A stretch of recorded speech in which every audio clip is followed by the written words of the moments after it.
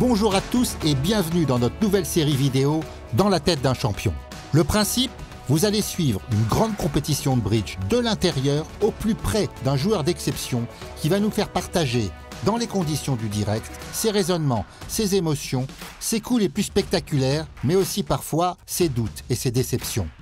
C'est donc au cœur de l'équipe de France Open, avec Thomas Bessis, que nous allons vivre les qualifications européennes pour les championnats du monde 2022. 31 pays ont pris le départ dans leur meilleure formation et l'enjeu des Bleus est simple.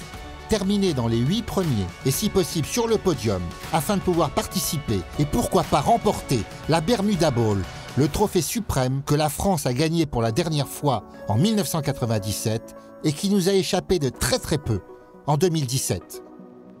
Thomas Bessis, son partenaire Frédéric Volcker et leur coéquipier d'aujourd'hui Cédric Lorenzini et Jérôme Rombaud étaient déjà de la fête pour la médaille d'argent de 2017, tout comme lors de la magnifique victoire de 2016 au championnat d'Europe de Budapest.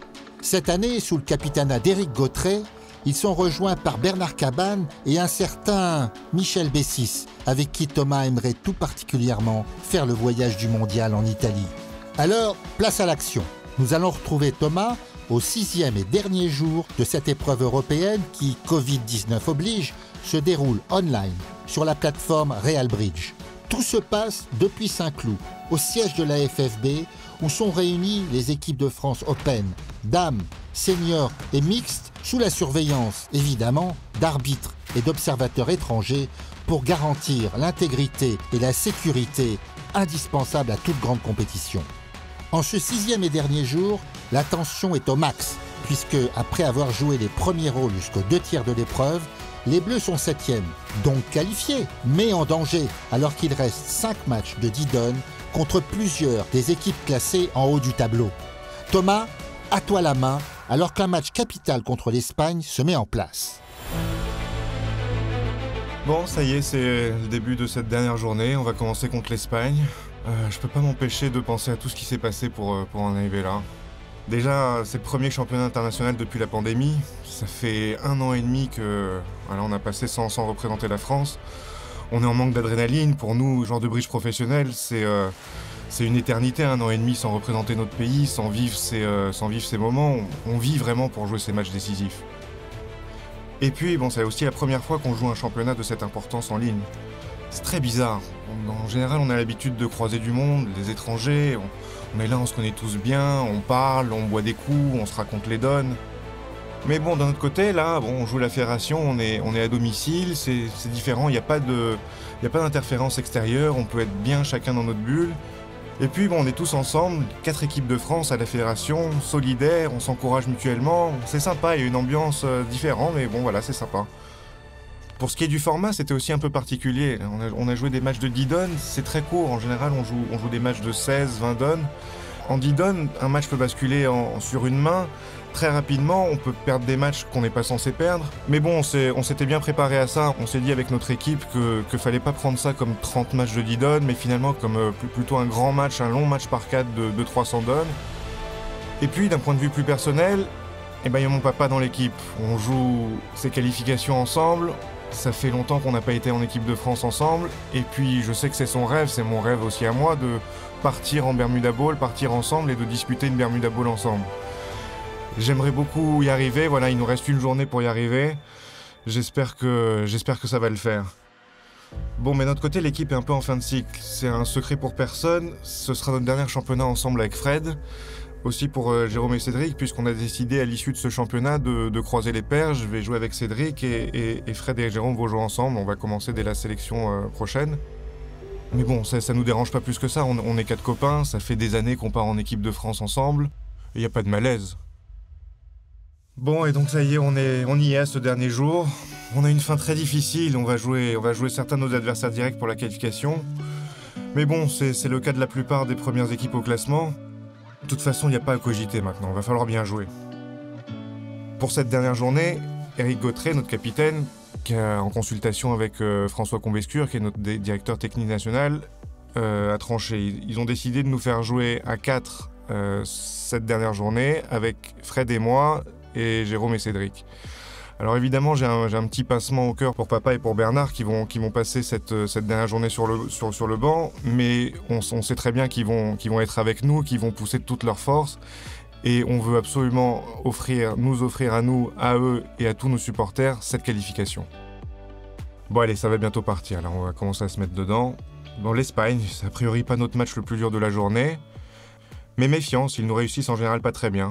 Bon, je vois nos adversaires, là ils jouent un système assez simple, comme nous aussi en apparence avec Fred, on joue un système très naturel, on joue le standard français, mais bon évidemment avec beaucoup de gadgets et de séquences précisées. On a jusqu'à 400 pages de système avec Fred, donc ça représente des centaines d'heures de travail. Allez, faut y aller. Déjà, dès la première donne, un super excentré, on ouvre de 3 piques à ma gauche. Ça va peut-être arriver à 4 piques. Voilà, 3 piques passe 4 piques, évidemment ça m'arrive au palais de 5. Bon, alors j'ai une main, je peux faire 5 carreaux facilement, ils peuvent faire 4 piques.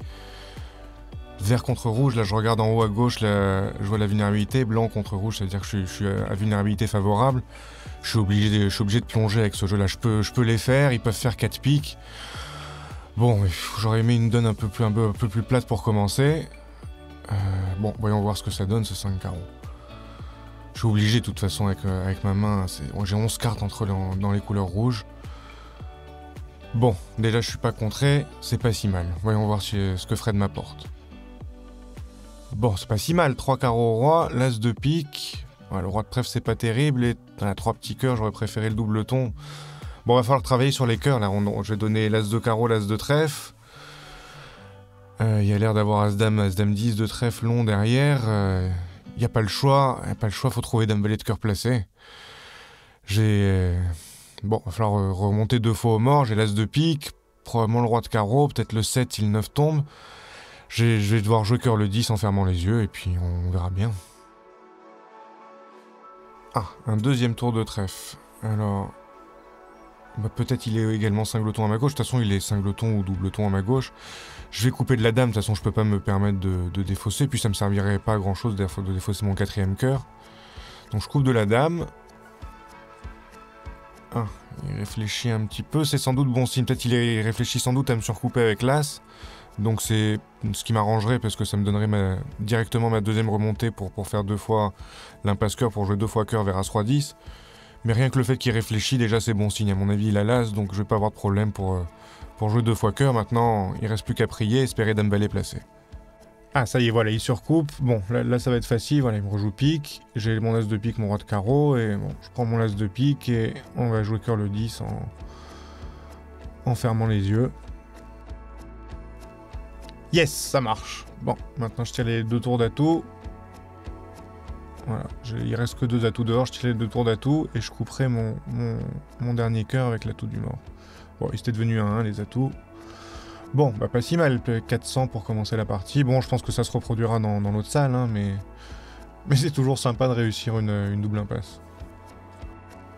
Bon, un 100 atout passe, me voilà à l'entame, j'ai le choix entre pique et trèfle.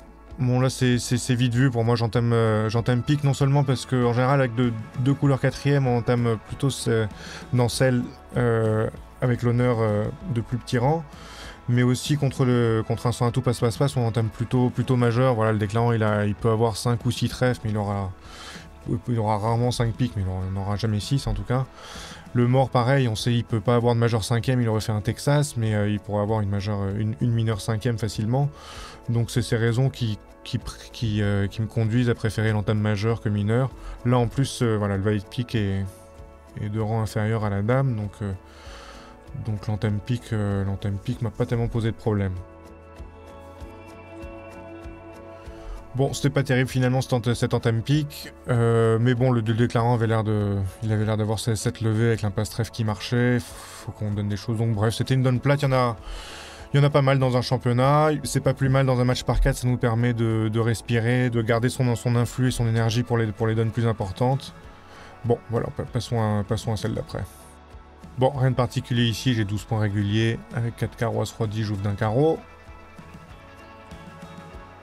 Bon, ça ferait de dire sans atout, je vais être mort sur ce coup-là probablement. Je vais passer, et ça a de bonnes chances de s'arrêter là. Alors il y a d'autres paires qui jouent un système complètement différent du nôtre, qui ouvriraient cette main par exemple d'un trèfle, parce que pour eux, les ouvertures d'un carreau montreraient des mains irrégulières. Nous en France, avec Fred, on joue très simple, on joue la meilleure mineure. Alors, meilleur mineur, c'est une dénomination un peu particulière, peut-être pas très bien choisie. Ça veut pas dire, mais meilleur mineur, c'est pas un terme de qualité de couleur. Quand vous êtes à égalité dans les deux mineurs, on ouvre d'un trèfle avec 3-3 et d'un carreau avec 4-4 ou avec 5-5. C'est pas, voilà, si vous avez 3 trèfles à la dame et 3 carreaux As-3, vous ouvrez d'un trèfle. Donc meilleur est peut-être pas, c'est pas un terme de qualité. Le terme est probablement pas très bien choisi, mais bon, c'est un terme historique qu'on a gardé. Alors que l'ouverture d'un carreau ne se fait dans 3 cartes qu'exclusivement si on est 4-4 majeur avec 3 carreaux et 2 trèfles, juste dans cette distribution. Bon, c'est pas une donne passionnante, Fred avait ses 7 levées, il a réussi à en faire 9 parce que les types ont défaussé des cœurs, peut-être on va gratter de 2 points sur ce coup-là. En tout cas, bon, moi je me suis pas fatigué sur ce coup-là. On va pouvoir passer à la donne suivante. Bon, alors je 9.4-3-3-3 en premier, je passe d'entrée. Alors 2 piques, bicolore pique et une mineure, au moins 5-4. 4 trèfles chez Fred qui montent des trèfles et des cœurs, un bicolore au moins 5-5 et 4 piques à droite. Là j'ai un vrai problème. Là, j'ai un vrai problème parce que les adversaires, il peut se passer beaucoup de choses. Les adversaires peuvent faire 4 piques pendant que moi je fais un contrat au palais de 5. Les adversaires peuvent chuter 4 piques de 1 ou 2 levées pendant que je faisais seulement peut-être que 4 cœurs. Et... donc auquel cas il faut les contrer. En tout cas, il faut que je fasse une action avec mes cartes. Dame de trèfle 3e, Dame valet de cœur 3e, l'As de carreau, c'est des cartes extraordinaires en face d'un bicolore du partenaire. Ça me donne plutôt l'envie de surenchérir. Ce qui m'embête, c'est que j'ai pas de fit 9e. J'aurais bien aimé avoir 4 cartes à cœur ou à trèfle. C'est toujours mieux d'avoir un fit 9e pour surenchérir. Là, en fit 8e, je suis pas bien sûr de moi. J'ai l'impression quand même avec ces 3 petits pics qu'il faut surenchérir. Si je compte, Fred va sûrement passer, même avec un 6-5. Il faut que je prenne mon courage à 2 mains. Allez, je dis 5 cœurs. Alors, pas terrible le mort. J'ai pas le 5 de ton pique espéré, as de pique second. Alors j'ai un pique à donner, l'as de cœur à donner. Bon, à première vue, ça va être le sort du contrat va dépendre de l'impasse à trèfle. J'aurais préféré peut-être contrer 4 piques quand je vois le mort, je suis un peu déçu parce qu'on avait as de carreau, carreau coupe, l'as de pique à prendre, l'as de trèfle à prendre, peut-être une levée de cœur. Bon, enfin maintenant on est à 5 cœurs. Alors cœur pour la dame qui a fait la levée. Maintenant j'ai un problème un peu de communication. Je sais que si je joue le valet de cœur, si on me prend pour me jouer carreau, je vais prendre de l'as et j'aurai plus de rentrée en main. Je serai pour la dernière fois en main pour faire mon impasse trèfle. Donc je jouerai dame et 9 de trèfle. De toute façon, j'ai besoin que le roi de trèfle soit placé, mais si le roi de trèfle malheureusement est 4e placé, donc faut pas oublier qu'à gauche il a montré les piques et une mineure. Donc s'il est 4e placé, quand je vais jouer dame et 9 de trèfle, on va probablement me couper à droite avec le dernier atout. Ce que je peux faire d'autre, c'est après la dame de cœur, maintenant, jouer plutôt le 8 de cœur pour le 10. Comme ça, de deux choses l'une. Si on prend à ma droite, je pourrais, même pour jouer carreau, enfin ils vont encaisser le pique et jouer carreau, je pourrais encaisser mon valet de cœur, encaisser le dernier atout, pour maintenant je serai en main pour faire l'impasse trèfle. Donc là, j'aurai plus de risque de me faire couper. Si en revanche, il décide de laisser passer le 10 de cœur, Est, et ben il restera plus que, voilà, si les cœurs sont 3-2, il restera plus que l'As de cœur dehors, donc il n'y a aucun... C'est pas grave si je me fais couper après plus tard le 9 de trèfle, que ce sera avec l'As de cœur. Donc c'est à ça que je suis en train de penser. Donc allons-y, voilà, 8 de cœur pour le 10. Et voilà, si les cœurs sont bien 3-2, je pourrais de toute façon finir en main pour faire mon impasse trèfle et gagner le coup même avec les trèfles 4-1. Bon, 8 de cœur, le 9 à gauche, ils sont 3-2, bonne nouvelle. Il prend de l'as à droite. Et bon, on va voir selon la vitesse à laquelle il encaisse son pique et il joue carreau. Plus il prend son temps, plus je pense que le roi de trèfle est placé, parce qu'il a pas... Sinon, il aurait l'air très confiant. Ça a l'air d'être bon. Donc, je vais tirer le dernier atout en finissant en main, faire mon impasse trèfle, et je devrais tabler 5 cœurs égales 450. Pas mal. Bon, c'était bien ce roi de trèfle placé, là. Ça nous a permis de marquer 450 points. Fred a bien fait de dire 4 trèfles, c'était pas évident avec ses cartes. Voilà, il avait deux couleurs un peu creuses, que 12 points d'honneur en face d'un passeur d'entrée. Bon, nous notre philosophie, c'est de faire des bicolores dès qu'on peut. Même si c'est un peu risqué, ça donne des éléments de jugement aux partenaires pour pouvoir surenchérir ou contrer, pour pouvoir prendre la bonne décision au palier de 5. Et là, ça a été complètement le cas. Si Fred n'avait pas dit 4 trèfles, moi j'ai aucune raison avec mon 4-3-3-3 d'aller au palier de 5, et bon, lui non plus. Donc vraiment, il a bien fait, on a bien fait à deux là, ce coup-là.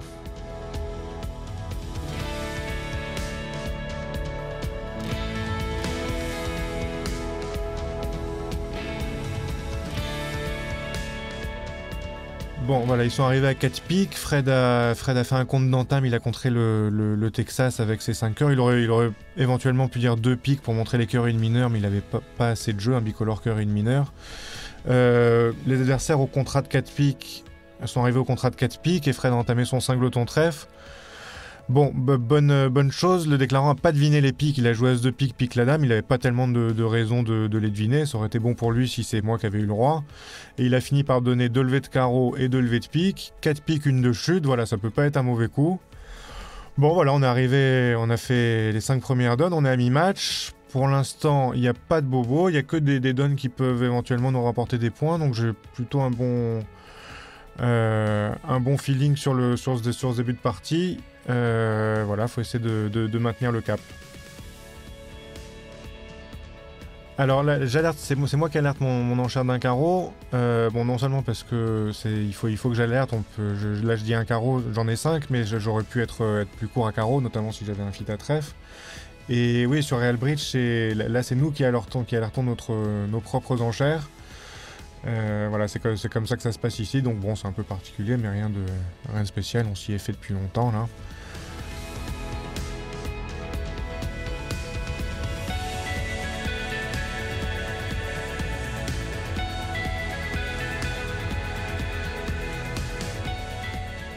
Bon, là, ce coup m'agace un petit peu.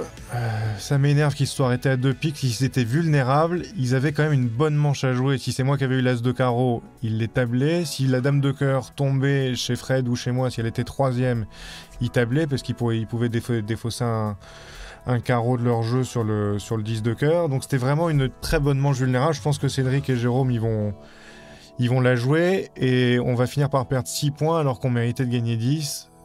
Bon, j'espère que ça va être que Cédric et Jérôme vont pas la demander, mais malheureusement je connais leur style et bon, ils auraient tout à fait raison. J'ai bien l'impression qu'on va perdre 6 points sur ce coup-là et ça m'agace parce qu'on on aurait mérité d'en gagner 10.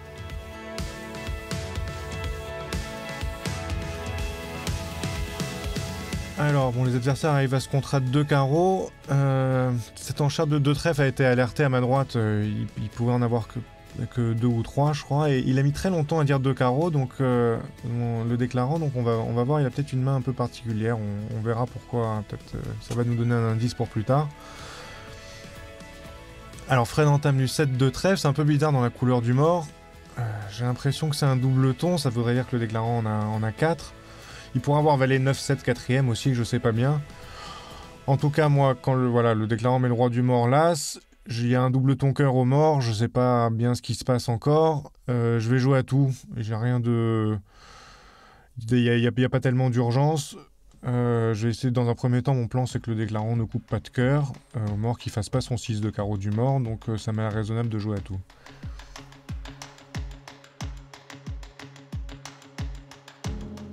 Alors ça, c'est une levée un peu bizarre. Le 9 et le roi, on dirait pas que le déclarant a 6 carreaux. Je vois pas comment... Donc le déclarant a l'air d'avoir 5 carreaux, et voilà, c'est ça, Fred rejoue trèfle. C'est ça, Fred a le double ton trèfle, et probablement le déclarant, c'est pour ça qu'il a hésité à dire 2 carreaux. Il avait 5 carreaux et 4 trèfles. Probablement, il hésitait peut-être à passer sur 2 trèfles. Et malheureusement, ça aurait été bien, hein, voilà, c'est ça, Fred a l'air d'avoir 3 carreaux à As-Roi, et le déclarant Dame Valet 9-8 5e, Dame Valet 9 5e, il a fait l'impasse directe au 10. Et là, ce serait bien que Fred joue cœur, j'espère que c'est pas trop tard, j'ai la dame derrière, peut-être il a pas envie de jouer cœur sous son roi. Bon, alors voilà, ouais, c'est ça, Fred, fallait qu'il joue cœur tout de suite après le roi de carreau, moi aussi, peut-être s'il jouait cœur, peut-être le déclarant pouvait se couper son cœur, mais c'était pas très grave. Bon, on aurait pu battre ce coup. C'est du manque à gagner, c'est pas si grave parce que bon, on voit bien que s'ils n'étaient pas dans le bon contrat, je pense que Cédric et Jérôme joueront 2 ou 3 trèfles et ils vont les faire facilement. Bon, voilà, on aurait pu gagner 4 ou 5 points, on va peut-être en gagner 1. Peut-être le coup va être payé aussi, je sais pas, mais bon, c'est un peu dommage, mais c'est pas très grave, c'était pas un coup cher. Voilà, concentrons-nous pour les 3 dernières. Bon, là je suis en premier à l'ouverture, vert contre rouge, c'est en général une position où j'aime bien être agressif. Honnêtement, avec ce jeu-là, là c'est vraiment une contre-publicité pour ouvrir d'un 2 faible. J'ai une couleur horrible, 6 cœurs 10-9-7. J'ai 3 cartes dans l'autre majeur, 3 belles cartes dans l'autre majeur, As Dame 9 à pique, c'est une grosse contre-indication pour ouvrir d'un 2 faible parce que je peux passer à côté d'un fit à pique. Si ça va par exemple 2 cœurs passe, le partenaire a 5 ou 6 piques et un cingleton cœur. Donc je suis 6-3-2-2, j'aime pas ma main. Non, là je vais être raisonnable, je vais passer d'entrée. Pourtant je suis un grand amateur d'ouverture de barrage vert contre rouge, mais faut pas non plus sombrer dans le n'importe quoi.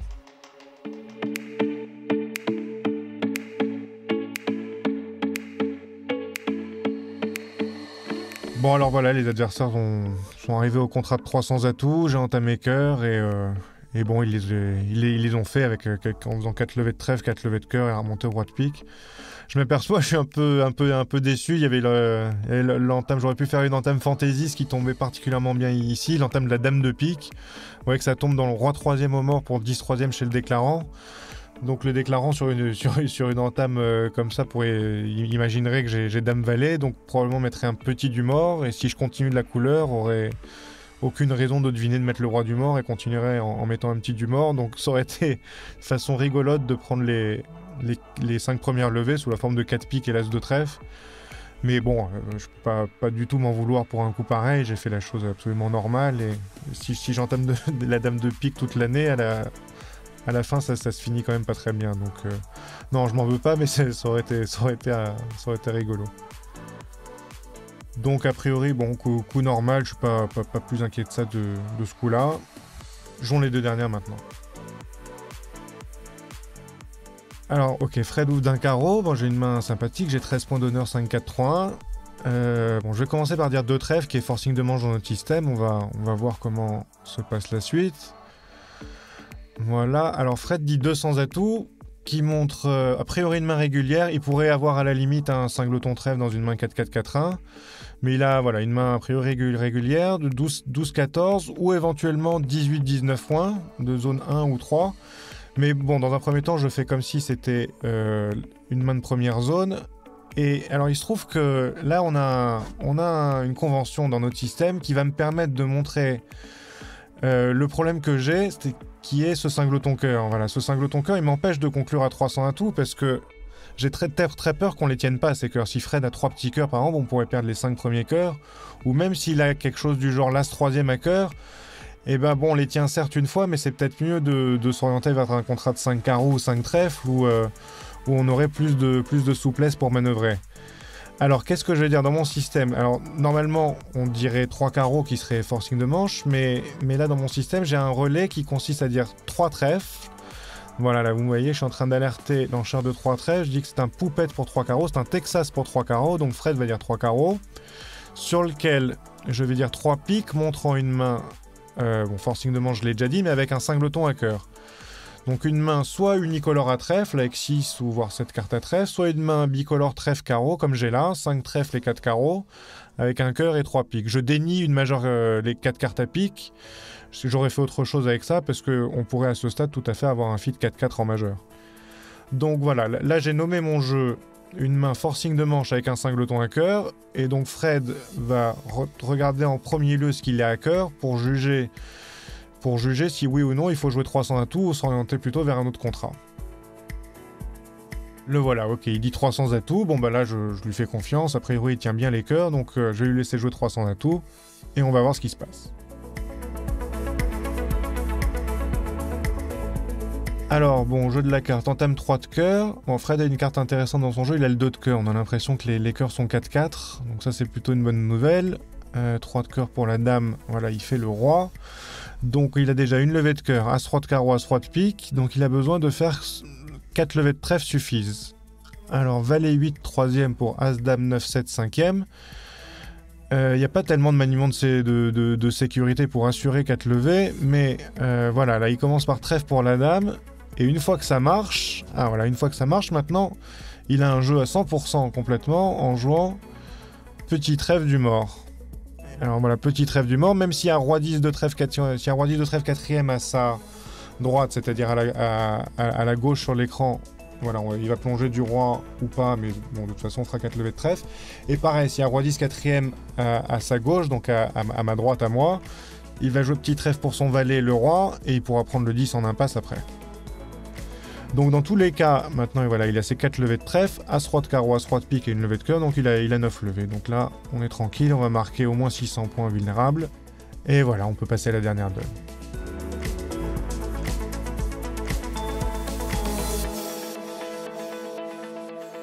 Bon, alors un sans atout, 3 sans atout. Fred entame pique à travers As-Dame, c'est bien, là, As-Dame sec au mort, j'ai le roi 3e.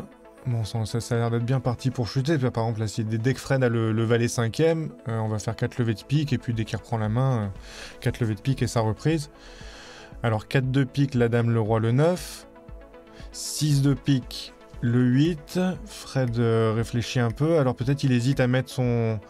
Peut-être il a 5 cartes, voilà, il m'a mis le 5, mais peut-être il a le 2 qui veut cacher au déclarant, je sais pas bien. Mais en tout cas, j'ai l'impression que ça se passe bien. Alors, valet de trèfle, j'hésite un petit peu, parce que j'ai ce roi de cœur que je voudrais lui signaler. Peut-être je pourrais mettre le 9, mais c'est peut-être un peu voyant. Alors bon, valet de trèfle pour le roi, c'est bizarre comme jeu du déclarant, ça, quand j'ai 9, 8, 7, 6, il a l'air de perdre une levée naturellement à trèfle. Oh là là, j'aime pas ça du tout. J'ai l'impression qu'il veut nous embrouiller. Alors j'ai l'impression, peut-être qu'il essayait de voler sa 9e levée, et qu'on a tous les piques à faire. Ah non, mince, Fred n'encaisse pas son valet de pique. Eh, c'est ça, c'est le déclarant qui a le valet de pique. Aïe aïe aïe. Et si le déclarant a perdu une levée délibérément à trèfle, c'est probablement qu'il a son contrat.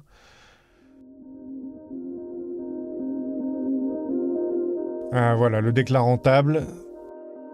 Il fait ses carreaux et ses trèfles, là c'est ça, on avait tous les cœurs à faire. Alors, ça m'énerve, je pensais qu'à ça, je voulais lui mettre mon œuf de trèfle pour lui signaler que j'avais les cœurs, mais... Je pensais qu'à ça, mais malheureusement il m'a pas mis son 10 de pique. Là il a vraiment fait une connerie, Fred, parce qu'au 2e tour de pique, il doit mettre son 10 de pique pour me dire qu'il a pas le valet. Il sait que je l'ai pas non plus, il sait que j'ai roi 3e ou roi second, pour me dire qu'il a pas le valet et qu'on n'a pas les piques maîtres. Et à ce moment-là, moi j'étais prêt, je pensais qu'à ça, à mettre mon œuf de trèfle pour lui signaler que j'avais quelque chose à cœur.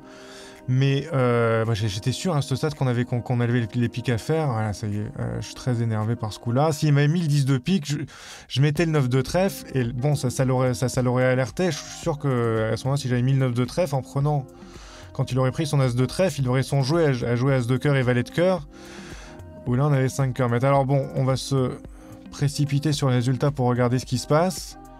Ah là là, quel dommage ce match. On était bien parti comme je pensais. Bon, on a perdu 4 points la première donne, mais on a gagné des petits points au début, ça je m'en doutais un peu. Mais deux gros coups, alors là, c'est... Quand je me demandais s'il fallait dire 5 cœurs ou contrer 4 piques, dans l'autre salle, les adversaires ont laissé jouer 2 piques. Alors ça, c'était quand même surprenant. C'était 11 points pour nous. Et la donne, où qu'est-ce que c'était? C'était la donne, il avait l'as de pique second pour la dame 6e. Bon, contre nous, c'était normal, il n'a pas trouvé les piques. Et dans l'autre salle, visiblement, ils les ont fait. Bon, ça, c'était parfait. On était super bien partis. Et malheureusement, là, il y a eu un tournant à cette donne 26. Visiblement, quand contre nous, ils se sont arrêtés à 2 piques. Ils n'ont pas joué cette bonne manche. Là, je sentais que c'était un coup qui m'énervait, qu'on allait perdre 6 points. Voilà, on a perdu ces 6 points. Et il y a eu ce coup, à 2 carreaux après que nous, on aurait pu battre. Et bon, dans l'autre salle, ils n'ont pas réussi à trouver les trèfles, malheureusement. Donc c'est 4 points par partie. Bon, c'était pas du manque à gagner, voilà, c'était vraiment un coup, on a perdu des points. Et il y a eu cette donne 28, ça, il me semble, c'était la donne, j'ai pas voulu ouvrir de 2 cœurs. Dans l'autre side, ils se sont arrêtés à 3 trèfles. Alors peut-être ils ont ouvert d'un 2 faible, ils ont été perturbés, mais enfin bon, ils avaient quand même 17 points en face de 8. À mon avis, ils auraient quand même pu trouver cette manche. Bon, ils ont fait des bêtises aussi dans l'autre salle. Et évidemment, Putain, la cerise sur le gâteau, on perd ce dernier coup. Évidemment, dans l'autre salle, ils jouent de l'autre main. C'était beaucoup plus facile sur 300 atouts joués par Sud. C'était moi qui me retrouvais avant table avec les 5 cœurs au roi, donc ils ont pris les 5 premières levées de cœur. Voilà, c'était beaucoup plus facile pour eux, 5 cœurs et l'as de trèfle. Bon, on perd 11 points. On aurait dû, voilà, si Fred, voilà, si on avait mieux négocié cette dernière donne, on l'aurait égalisé, mais il n'y a pas à dire que c'était beaucoup plus facile pour eux dans l'autre salle. Bref, bon, on perd ce match de 11 points, on n'avait pas besoin de ça, on espère un meilleur départ de la journée. Bon, mais d'un autre côté, le point positif, c'est que l'Espagne, c'était pas un des concurrents directs. Maintenant, on va rencontrer les 4 grosses équipes qui sont 4 concurrents directs. Donc là, c'est vrai, les matchs vont vraiment compter double. Allez, faut repartir de l'avant, la journée est encore longue. Voilà, c'est la fin de ce premier épisode de Dans la tête d'un champion. Et oui, Thomas, on est un peu déçus parce qu'à la moitié du match, on menait de 20 points contre l'Espagne. Mais bon, dans les autres catégories, les équipes de France dames, mixtes et seniors ont plutôt le vent en poupe. Et donc, on compte sur toi pour remonter la pente dans les prochains matchs. Ce sera évidemment à suivre dans le prochain épisode de Dans la tête d'un champion. À très vite.